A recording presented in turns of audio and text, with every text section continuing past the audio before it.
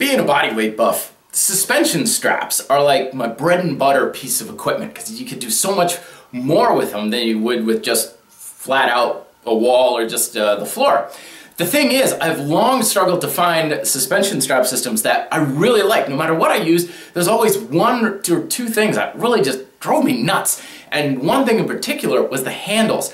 Hated the handles. I can't find straps with a decent handle. There's always something I don't like. And one of the things that I really don't like is how the nylon straps are related to the attachment points. Most of the time, what ends up happening is you get your handle and the strap goes through the handle and then it comes out like this. So if you're looking at it from the side, this is the flat part of the strap. Okay, and then when you're doing pressing movements, it just cuts like right into your wrist and right into your forearm. So when you're doing dips and everything, it's just not very comfortable. Then some methods out there use a clip or an attachment point where the handle attaches to the strap, and that's also going in the opposite direction of forearm. So when I'm doing push-ups and dips, I keep just bonking it back and forth. It drives me nuts. It's a little thing, but I finally got a solution. It took me 2 years to figure this out. I made my own setup, and I call them the suspension strap comfort handles. Okay, so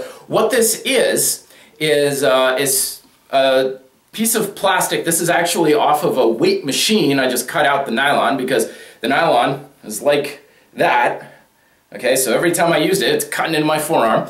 So I took the handle because I like the handle, and the nylon over at strapworks.com, they make a product called a simple sling. And basically all it is a nylon length with a loop on each end. Okay, so these are 1-inch diameter nylon with 2 foot length. 2 foot is perfect. And then they also sell a simple carabiner on the same site. These things are great, high quality stuff. But the reason why this works so well is look at this.